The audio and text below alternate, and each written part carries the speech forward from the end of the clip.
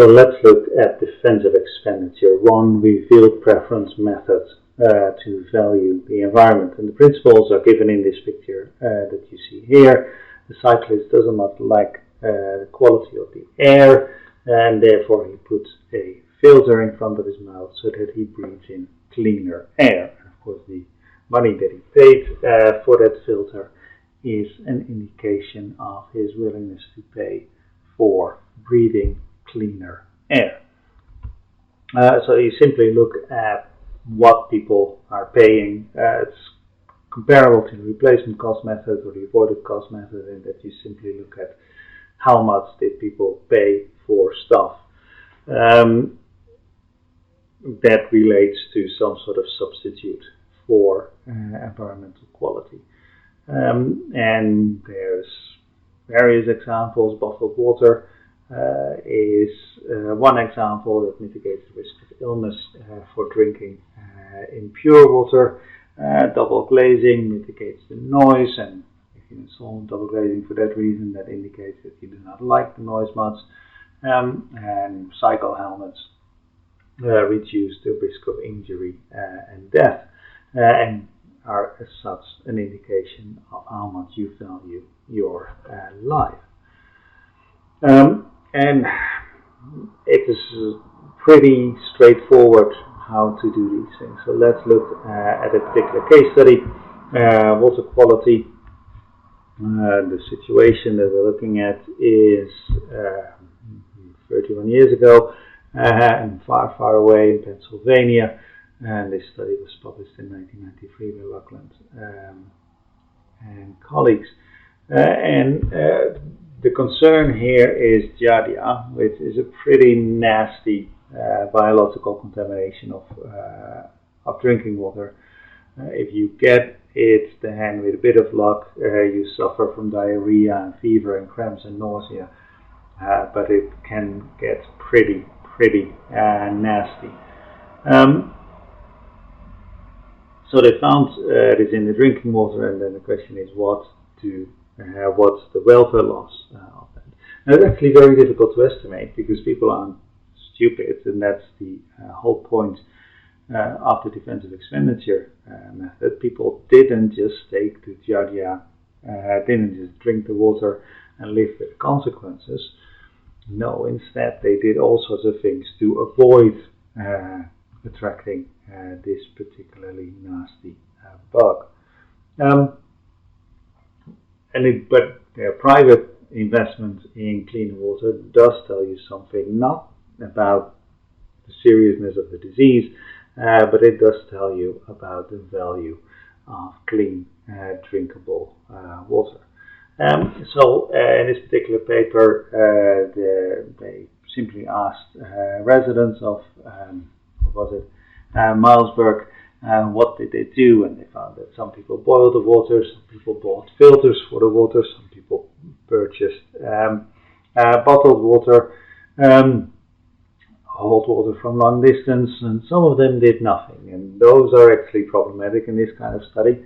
But for those that did do things, you can then ask and analyze what did it cost. How much did you pay for the water? If you were boiling water, how much did you pay for the water? How much did you pay for the water filter? How much energy did you spend on boiling water, and how much fuel, of course? And very important aspect in this particular study, and actually in a lot of studies, is then actually one of the problems with not having clean water coming out of your tap is that it's much more time consuming to find an alternative. So the opportunity cost of time turned out to be actually very important. And that is shown in this particular table here. If we take the 400 or almost 500 households that were studied over a 4-month period, then in total they paid around $8,000 US in energy and in bottled water and those sort of things. But if you then start adding the time, the extra time that they had to spend on clean water, then if you value the time at the minimum wage, then that goes from 8,000 to 18,000, and if you value it at the average or the median wage, and then it actually goes up to 45,000. So this is crucially important, and the main investment here, the main welfare loss from not having clean water from your tap was forcing people to spend time to find clean water. But this is the defensive expenditure method. It is simple, it's straightforward, it's easy to understand. There's all sorts of problems with it. One is that mitigation is generally incomplete. Going back to the example of double glazing, that helps against noise, but it doesn't take away all the noise. It's useless in the garden, and of course, if you open the windows, then double glazing doesn't help against noise either. So you value part of the environmental issue, not the whole. In some cases, the mitigation is just very, very cheap. The alternative is very, very cheap, and that means that everybody just takes it up, and you have actually no clue about how much they would have been willing to pay had there not been this very cheap alternative. So you have a drastic underestimate of the true value. Defensive behaviors are typically complicated, and there are many, many things that you can do, and of course people can combine things. They can boil water and buy a filter, or they can switch to things that you actually have not anticipated. If you recall the examples that I just gave, what was not included was that some people simply drank less water and switched to beer instead. That's of course a very old defense mechanism against unclean water, very prevalent in the olden days. And if your survey is incomplete, then you miss out these things, and it's very hard to complete things. And of course you can do pre-trials with your survey instrument and so on and so forth, but there's always things that you miss. There's also stuff that is actually a little bit outside the scope of just defensive expenditure. One thing that you can do if you're worried about water quality is to make sure that you sweat less and therefore get less thirsty and therefore need to drink less water, and that is you can, for example, do less exercise. And that is not picked up by the question, how much bottled water did you buy? Or if you're worried about air pollution, you can of course go back to this example and put and put a filter in front of your mouth, but you can also just not go outside, and it also helps to prevent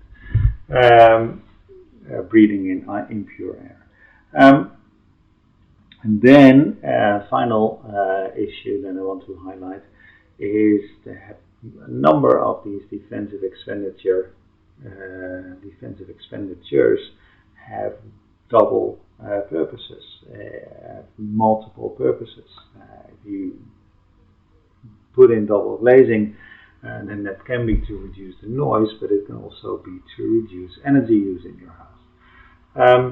And if you switch from water, from tap water to bottled water, that may be because you're worried about the quality of the tap water, but it may also be because you think that bottled water tastes better, or some people think that bottled water makes them look fancier. So there's all sorts of things that are going on in the background that makes it actually difficult to interpret what you're really measuring here. But it's a method, it's a simple method, and it gives a rough estimate pretty quickly, pretty cheaply. It's an underestimate, but the number is greater than not doing a study at all, because then you would assume that the value is zero. So it has some value, but it's definitely not the preferred method in the literature.